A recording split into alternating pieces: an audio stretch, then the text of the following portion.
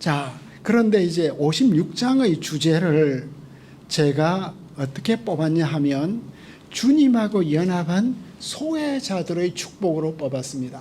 소외자들. 저희 포인트는 소외자에 있는 것 같아요. 사회의 모든 갈등들은 소외에서 생기는 거죠. 이웃과의 갈등도 무시하고 소외하는 데서 뭐 경제적인 소외도 있을 수 있고 그 뭐 지역적인 소외도 있을 수 있고 다양한 소외가 있잖아요.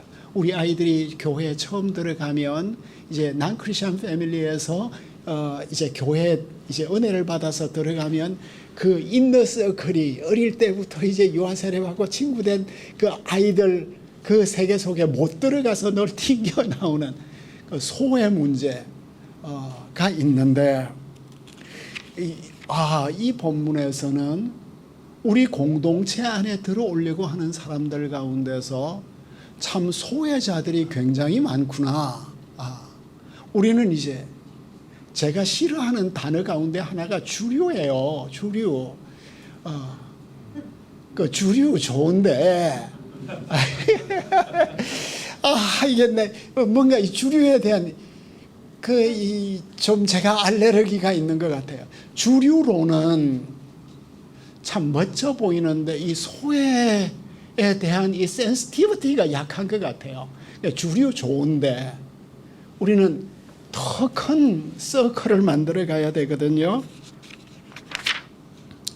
그래 이제 이 1절에 대해서는 다시 이제 우리가 이사야서에서 이 1절이 제게 참 어떻게 중요하냐 하면 그 제일 번역하기가 이제 어려운 것이 정의와 공의가 되겠습니다. 그죠? 여기에서 정의, 공의가 이제 나타났는데 여기에서 그 우리말 성경에는 정의하고 공의가 너무 동의어가 되어가지고 미슈파트하고 쩌다카가 나타났어요. 그래서 저는 마지막으로 앞에 있는 정의는 미슈파트는 재판의 어떤 판결을 말하니까 그 공평성에 있어서 미슈파트가 일관성 있게 번역이 되려면 그래도 공평 내지는 공정이 더 좋겠다. 그리고 쩌다카는 정의에 더 가까운 것 같아요. 쩌다카는 사실은 righteousness예요. 올바름이에요. 그 야샤르와 같은 예슈룬과 같은 이런 단어인데 하여간 이 두 단어가 가지고 있는 이 의미론적인 중첩이 많이 되고 있는데 이 정의와 공의에 대해서는 우리가 너무 이론적 논쟁을 많이 할 수 있겠죠. 그 정의와 공의 문제를 제가 이제 참 센시티브한 이야기잖아요. 제가 제일 무서워하는 사람은 정의를 외치는 사람들. 그 사람들 제일 무서워요. 그 정의를 자기에게 적용 안 하고 늘 내게 적용을 하니까 참 두려운 사람들인데 폴 헨슨이 이 정의와 공의에 대해서 제일 잘 말했다고 이사야 1 강의에서 말씀드렸던 것 같아요. 이제 이사야 1 강의안을 제가 안 가져와서 인용을 못 하겠는데 하여간 폴 헨슨이 그 따뜻한 정의다, 그 사랑의 정의다, 우주적인 정의다 이렇게 참 말씀을 잘했습니다. 잘했는데 이 본문에서 다시 정의와 공의를 우리가 어떻게 설명을 하죠? 그 이사야의 핵심 주제인데 그럼 당신이 말하는 정의와 공의와 공평과 공정이 뭐냐? 그게 뭐냐? 똑같은 평준화가 그거냐? 이사야의 개념은 다른 것 같아요. 왜냐하면 1장 17절에서 공의를 추구하라, 정의를 추구하라. 구체적으로 그게 무슨 말씀이에요, 목사님?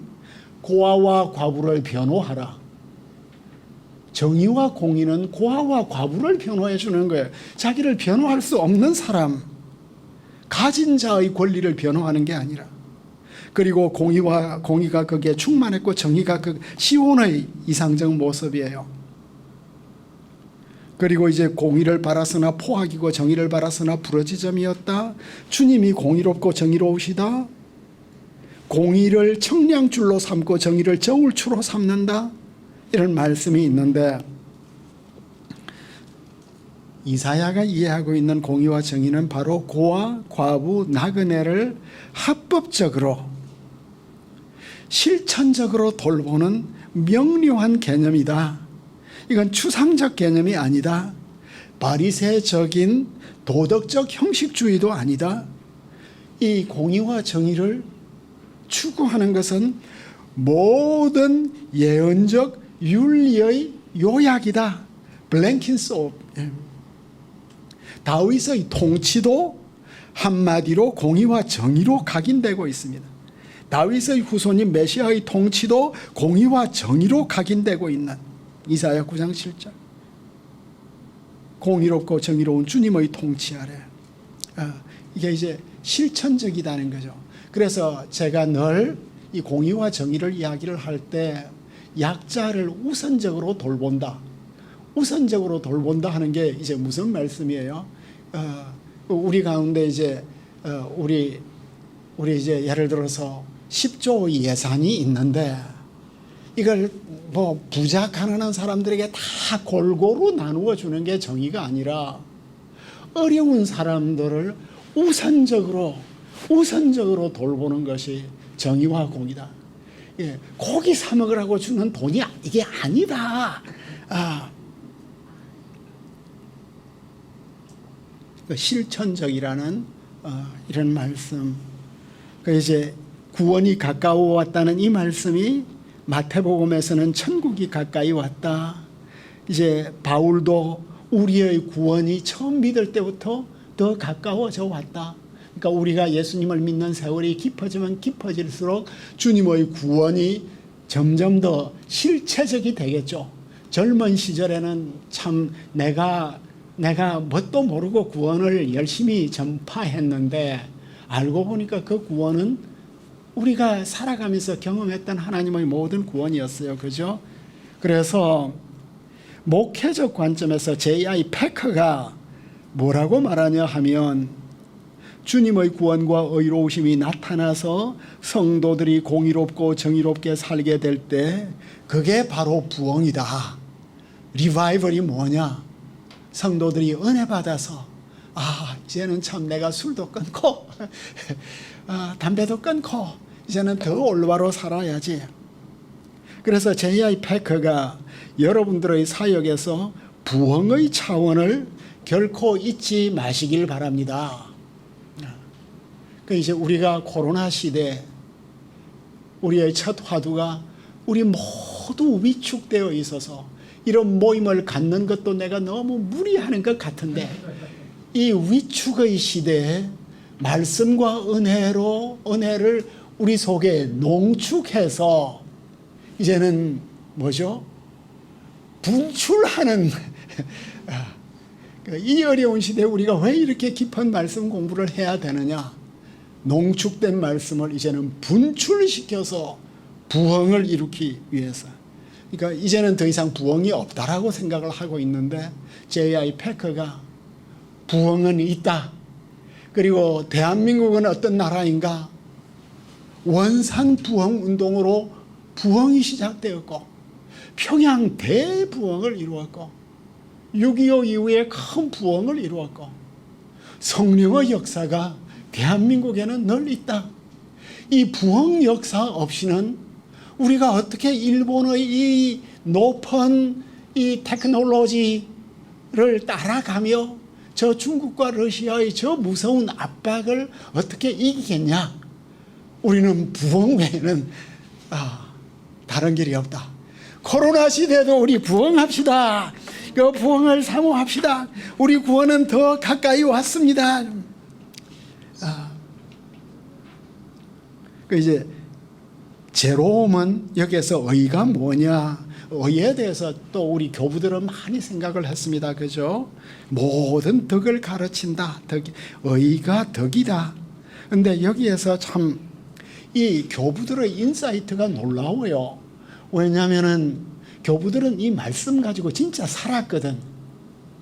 말씀이 그들에게는 진짜 생명의 떡이었거든요. 저에게는 이게 제 두뇌의 분석 대상이지만 제 모든 그런 도서관에서 나왔으니까 이 실제적 뭐가 없어요. 실체가 없는 글들이 너무 많아요. 그런데 제롬이 뭐라고 말하냐 하면 의를 행하는 자마다 의에 뒤따르고 밀착된 모든 덕을 이루게 된다. 우리가 하나를 가지면 모두를 가지고 하나가 부족하면 모두가 없어진대요. 그러니까 이 하나, 이 작은 하나, 고아를 돌보고 과부를 변호하고 나그네를 영접하고 이 작은 하나가 전부가 된다는. 그리고 이제 안식일 이야기가, 안식일은 우리 시대에는 너무나 희미해졌지만 이 샤바트잖아요, 그죠? 크리스천 라이프 최고의 복이, 축복이 안식인데, 그래서 이 예수님도 수고하고 무거운 짐진 자들아 다 내게 오라고 말씀하시고, 예수님은 안식일의 주인이라고 말씀을 하시고, 그러니까 안식일을 지킨다는 것은 무엇입니까? 내가 나의 자원으로 사는 게 아니라 주님의 자원으로 나는 사는 사람입니다. 고백하는 게 안식일이에요. 그죠?